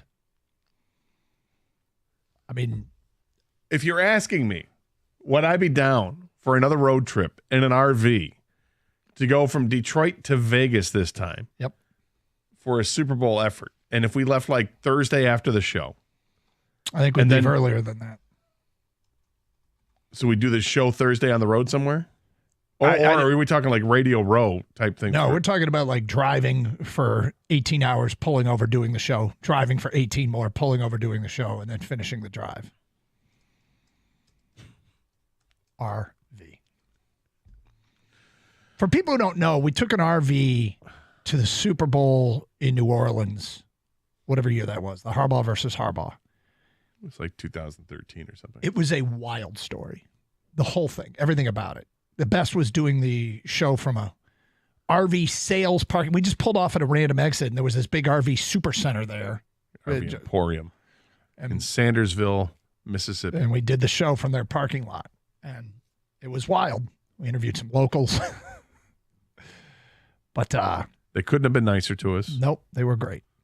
I mean, when we pull over at 9:30 for a 10 o'clock show, because we clearly weren't going to make it to New Orleans in time, and get out of the RV and basically beg, please, can we park is here? It okay if we park this here? And, all we're going to do is park and do a talk show. And they're like, absolutely. That sounds good. Yep. Anyway, so just, I'm not going to say it's happening, but just so you know, that did come up today. If that were to come up, we may need to have more than one driver. Maybe, yeah. Are you volunteering yourself, Gator? I am not volunteering myself. And for people who saw the Ocean's 11 movies, our driver looked like the character Zerga.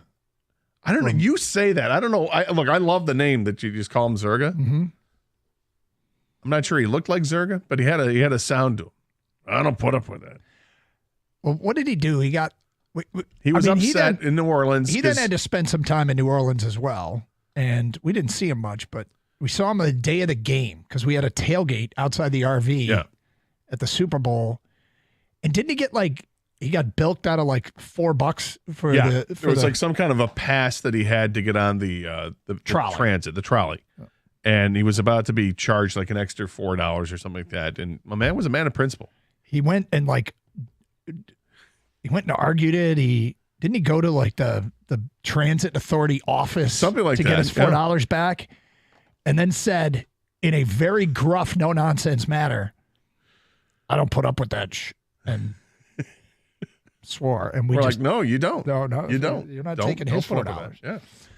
All right, and I do want to speak specifically to one listener. Oh boy. Tampa guy. Was it Joe?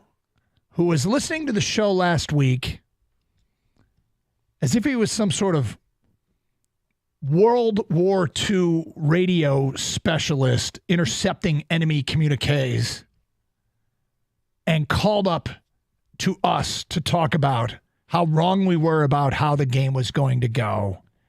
And how did he start it, Gator? Because my message to you, sir, is no, bless your heart. Yeah, I said, for all you Lions fans up there, we have a saying in the South, bless your heart, which in the South means F you, you idiot. Yep. and went through all the reasons why he thought Tampa was going to win, brought up Rashad White and what a difference maker he is. And Rashad White was dangerous at times. But in the end, as I look at the numbers here, Doug, and correct me if I'm wrong, Tampa ran for 89 yards in the game. Mm-hmm.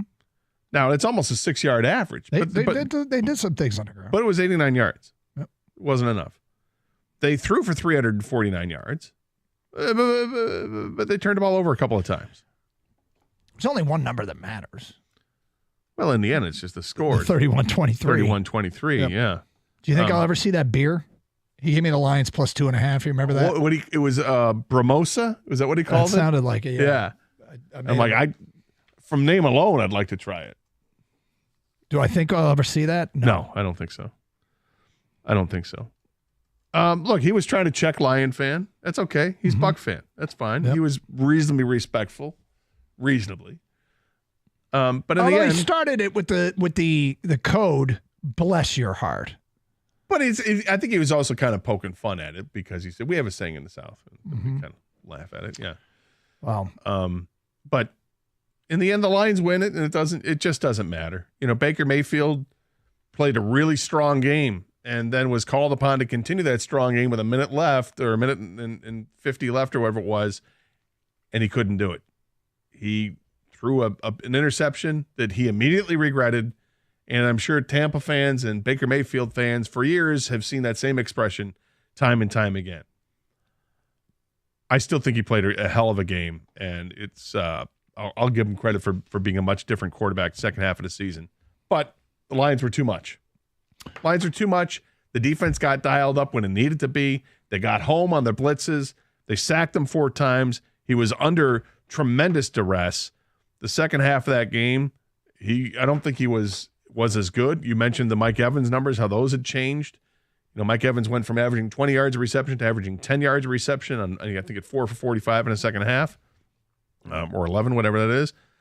It's Lions changed things up. They adjusted, and the adjustments mattered. And the adjustments mattered not only on offense because they scored 21 points in the second half, but it mattered on defense. Giving up 13 in the second half. Last I checked, 13 is 8 less than 21. And that was the difference in the game. 248-539-9797. Joanne, you're next on 97.1 The Ticket. Hi, Joanne. Hi. Doug and Gator, my 2 faves. How you gentlemen doing today? All right, Joanne. Okay. Listen, yesterday, the Lions tested the capabilities of my blood pressure medicine. I'm telling you, I went to the restroom 3 times. I should have listened to the coach and wore some Depends. Oh, boy. Oh, boy. But listen, I want to give you my champ and my chump. My champ is the Lions, and my chump is Kirby Joseph, and I'll tell you why. Oh.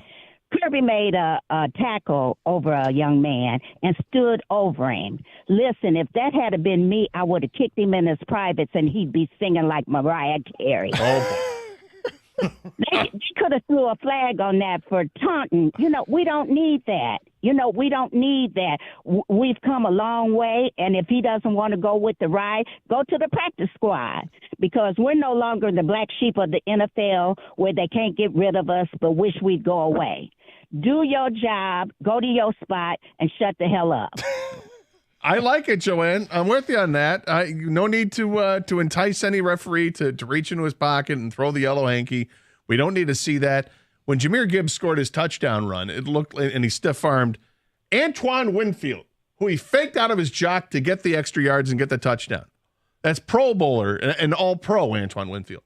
He stiff-arms him and then looked like he was going to start jawing at him, and then fortunately St. Brown comes up and hits Jahmyr Gibbs. He's like, you just scored a touchdown. It's awesome. Right. Keep him away from that mess. We don't need to get the flag for it. I'm with you.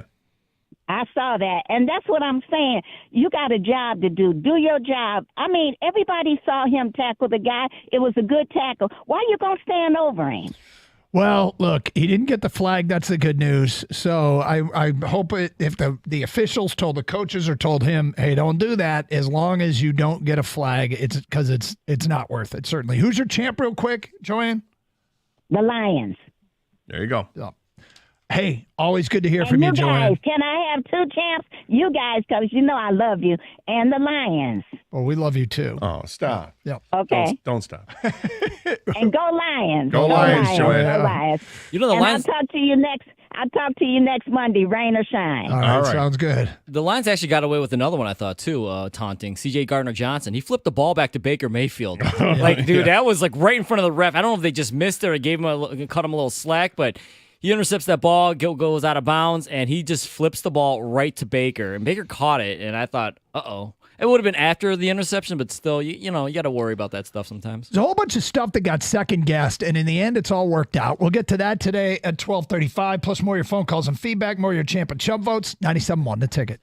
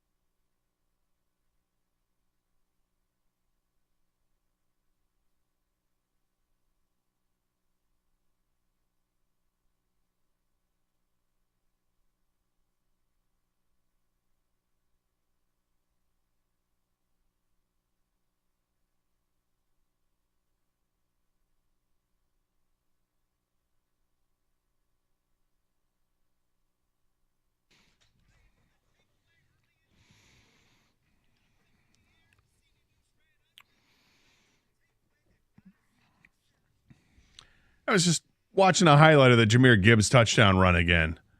What a great run. I mean, the cutback. Yeah. And that cutback and the whole right side of the line just collapses that defensive line moving to the left. It's just great. Gets the cutback. It's one-on-one with Antoine Winfield. He freezes Antoine Winfield just for a second. That's all he needs. That speed takes him on a diagonal route to the corner of the end zone. Touchdown. And, the stiff arm is fantastic. Winfield gets up and he says something real quick and then just walks away and St. Brown comes in. It's just an amazing play. And anybody regretting that draft pick at this point? Are we still debating? Something we're going to get to today at 12:35. Stuff that's worked out that got doubted. Because there's That's bunch a long of list. Yeah, it is. Let's go to Mark. You're on 97.1 The Ticket. Hi, Mark. Oh, my bad. There you go. Hi, Mark. So this is what winning feels like, huh? It's weird, huh?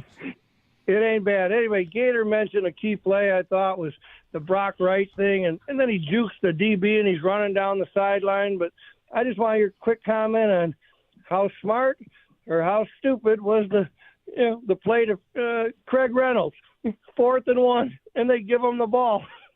Well, I mean, it wasn't think? obviously it was a great call, a touchdown, 4th and 1. I think they're that close to the goal line, they're going to go for it. It's different than when it was 4th and 4 or from the 5-yard line or whatever it was, and they chose not to. They kicked the field goal. That was smart.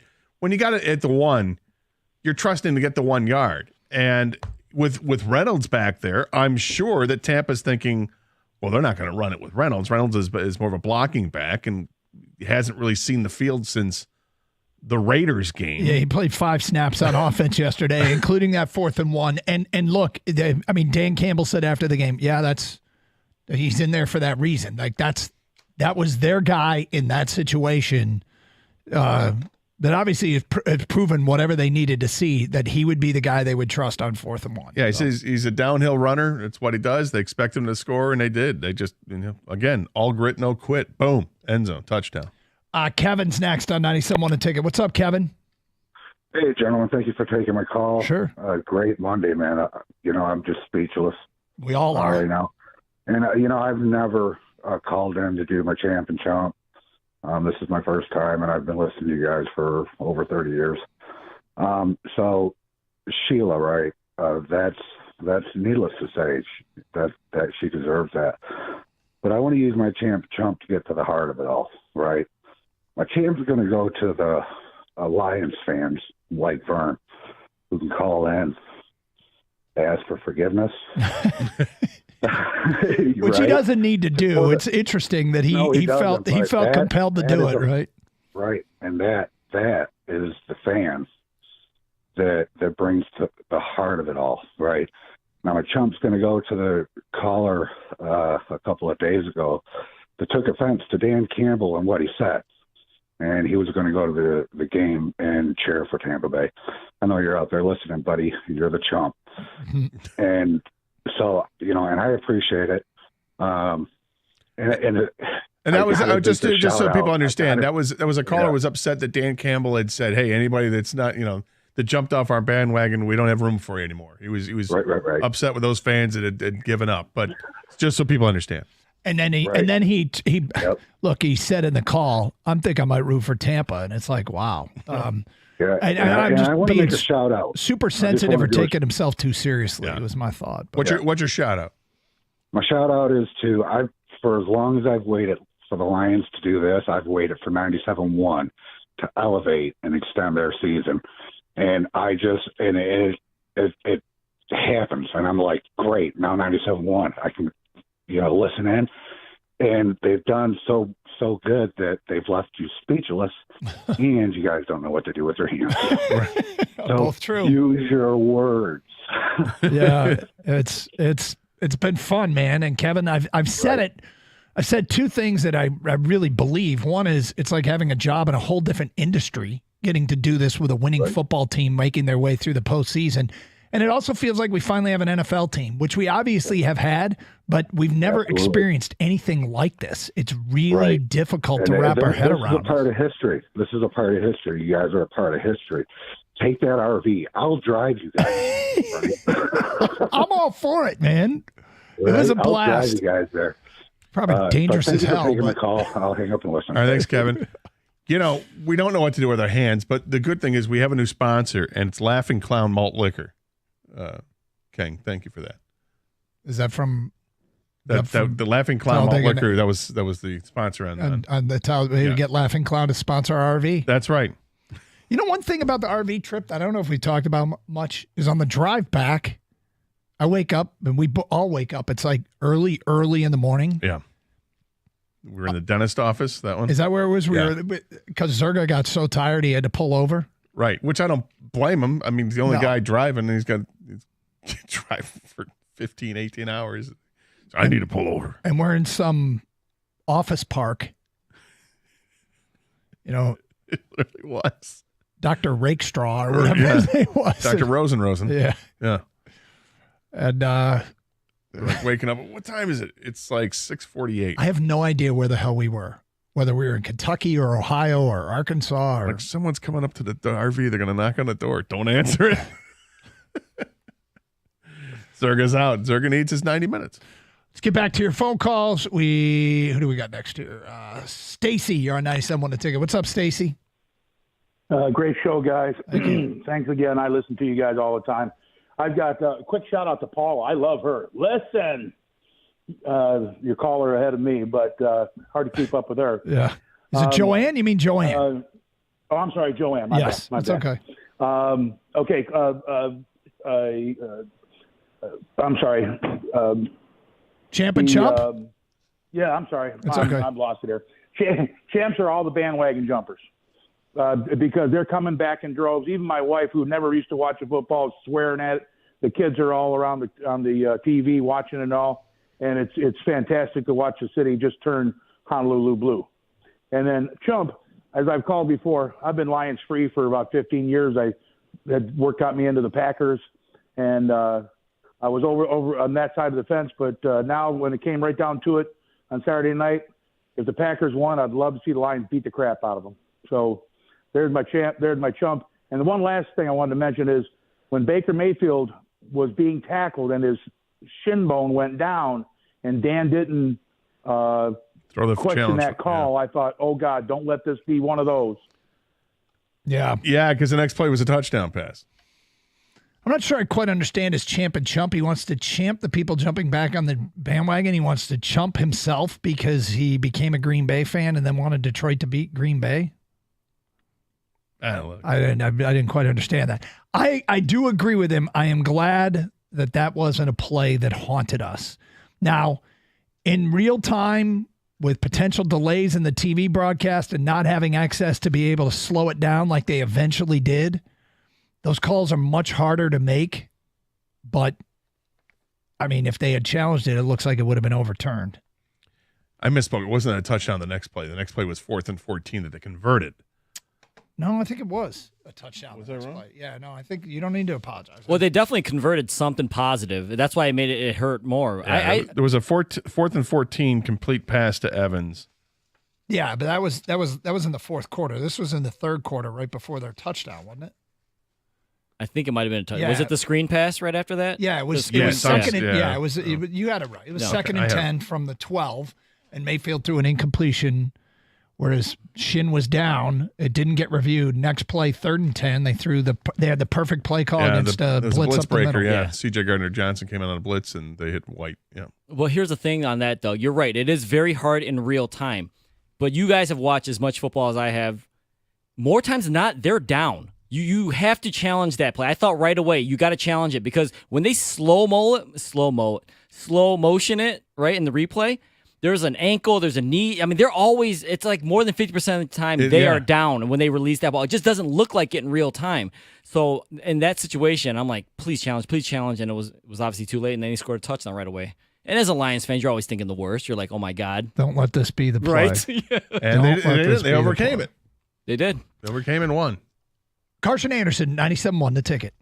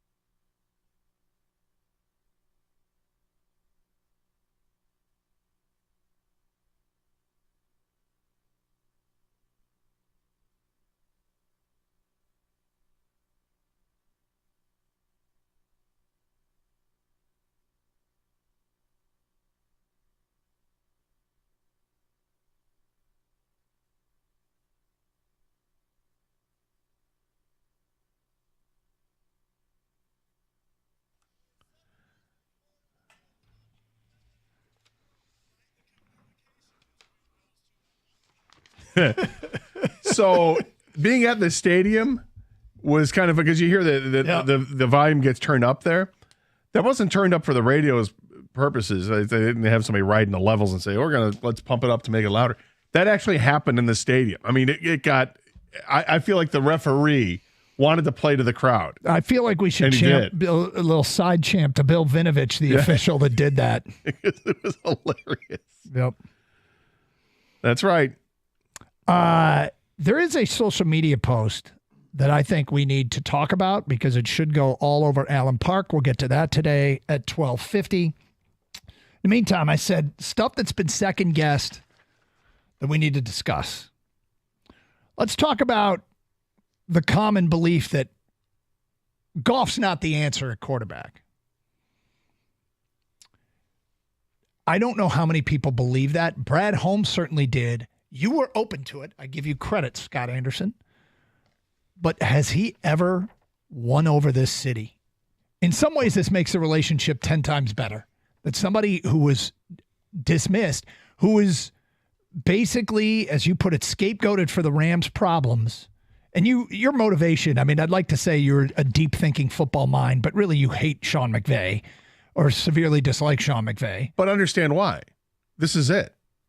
Because he sold out his quarterback. That's where my disdain comes from. He didn't let anybody stop blaming Jared Goff.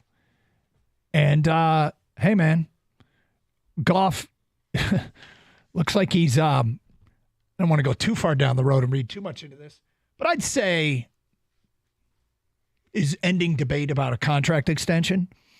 You can't take a running back that high. No, you can't do that, Doug. Can't do that. How many people had that thought going through their head as Jahmyr Gibbs went 31 yards or whatever it was for that huge touchdown late? Look, all due respect, you can't do that. Wait a minute. Can you? Yes, you can. When he runs for 945 yards in the regular season, adds on another 316 receiving yards, has 11 touchdowns during the regular season, has a 74-yard rushing game yesterday with a 31-yard touchdown, has caught 8 passes in the postseason. Yes, you can do that when he is an impact player. Cut Derek Barnes, which was, even admittedly an overreaction, but some people were serious about send a message to everybody in this organization that that's not acceptable. God, they don't overreact. As Barnes made a huge play. That he did. A huge play. Monster play. So there's a lot that has been doubted that has worked out. Now, not everything's going to work out, and nor should we expect it to. No, and Campbell talked about Barnes as being one of those late bloomers that, things have started to click for him this year. Barnes didn't like it when they drafted Jack Campbell. Just go out and be a better player. And he was. Something clicked at halfway through training camp, apparently, and he's, just gone about playing football, the game he loves and the game he knows how to play. And he's been questioned. He said after the game, he's been questioned his whole career. Before they say he couldn't go D1. He went D1. Said you couldn't get drafted in the NFL. And he got drafted in the NFL. And so he's out there with a chip on his shoulder, and he's making it happen. Good for him. And he's not alone. There's a bunch of players that are like that on this team. 248-539-9797. Let's get back to your phone calls. Again, at 12:50, we'll get into a social media post, which will be plastered all over Allen Park. Mike, you're on 97.1 The Ticket. Hi, Mike. Hi, how you doing, guys? We're great. Funny, you answered the phone right when you mentioned Jack Campbell, because that's what I'm calling about. I bought a Jack Campbell jersey when they drafted the guy. I thought he was going to be like a Chris Spillman. I know he's been a starter every game. They have not benched him, but I never hear this guy's name being said. I'm like, is he a bust or what? It's like, give me something so I don't throw my jersey away. I need something about this guy. How well is he playing? Jack Campbell? He's fine. Jack you Campbell. don't need to. Throwing your jersey away would seem to be ridiculous. Let's start with that. Secondly, he's midway. Well, I guess he's through his rookie year. He's had games where he's made impacts. And just watch. He'll be the guy that makes a play next week or in 3 weeks. I mean, it's as recent as the last game of the regular season. He had 12 tackles in the game, including a sack. I mean, there's that. That was Minnesota, wasn't it? Yeah, I believe that game. Last game of the season. Mm-hmm. He had a 10 tackle game against the Bears. Jack Campbell's, I think he's fine. Yeah. I think he'll be I think he's going to be great. I really do. I mean, Derek think he's Barnes a sure played more- tackler. He's got a ton of athleticism, and I don't know how much longer Anzalone's going to be playing, but All right, thanks, Mike. Not worried about Jack Campbell. No. You just brought up Derek Barnes and patience, okay? Late bloomer. Right. Jack Campbell's been fine. I mean, Yeah, I don't know right. if you expected Luke Kuechly right now. Like right now. It's Yeah, not, I did. I'm a huge Jack The way Campbell Doug fan. built him up. Oh, All right. well, I think he's a great prospect Yes. still. I don't know quite what. His career's not over. Don't throw away the jersey. Make me not throw away my jersey. Dude, throw it away. I mean, Throw it this way. Give it to somebody else. I mean, on this Monday, that's what compelled him to pick up the phone and call us. That just happened.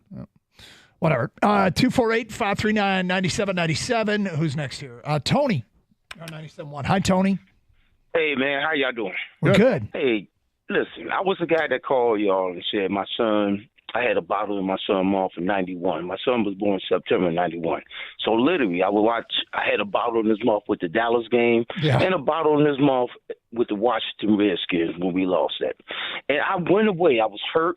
I didn't trust. I was really mad. But let me tell you, Sheila Ford get my respect because I'm going to tell you, when she traded Matthew Stafford, I saw something different with our team. I saw, because the old man would have never done this. The old man would have never got rid of. Remember, he wouldn't even get rid of Barry. But I think that was the start of it with Dan Campbell and Brad Holmes. So let me tell you, I looked at this game yesterday, and my son's 32 years old. Remind you, he's 32 now. Let me tell you, I feel like the story is going to move forward now with our team. Now, I want to tell you, I wasn't really happy with the draft picks, but I have to tell you, I salute Brad Holmes, and I salute Dan Campbell, and I give a special salute to Sheila Ford because I really think that move right there, trading Matthew, we got better when we traded Matthew. Now, you know what I'm saying? And I hope Goff do the – listen, I hope Goff do the – remember there was a guy that played for the Raiders, Jim Plunkett. He was the number one pick overall, and he went to Arizona. And then the Raiders picked him up, and he won 2 Super Bowls for them. So I really want Goff to get that Jim Plunkett award. So I just want to tell Detroit, y'all, man, I'm proud of y'all. So, you mentioned you weren't happy with the draft picks. The Lions leading rusher yesterday, rookie running back Jahmyr Gibbs. The Lions leading receiver yesterday, rookie tight end Sam Laporta with 9 catches. The Lions leading tackler yesterday, rookie safety Brian Branch with 9 tackles and a sack and 2 TFLs. They crushed it. They crushed it with this draft. 248-539-9797. They've crushed it with all 3 drafts. They really have. Dan, you're next. Hi, Dan. Hey guys, happy NFC Championship Monday. It's the first time I've been able to say that my whole life. That's great. Exciting. So I got a champ and chump, and then I got not really a quick question, but I got a question for you. So champ, Brad Holmes, and really just that whole front office with what they've been able to put together. You guys were literally just talking about the rookies.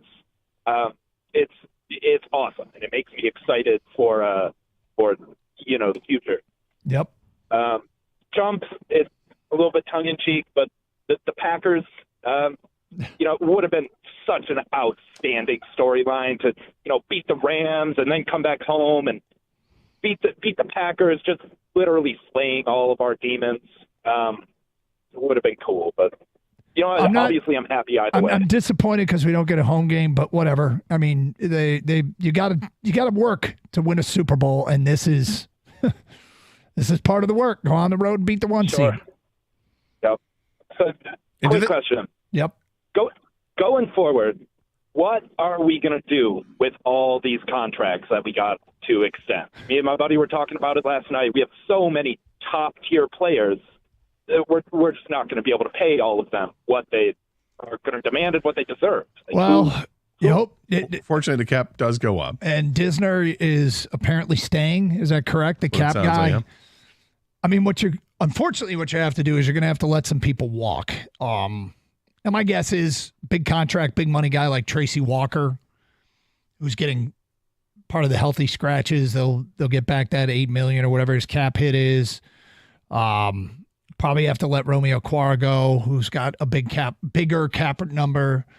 I don't know if Jonah Jackson's going to get that next contract or Yeah, not. you have to keep crushing it in the draft to replenish your roster with cheaper, younger players.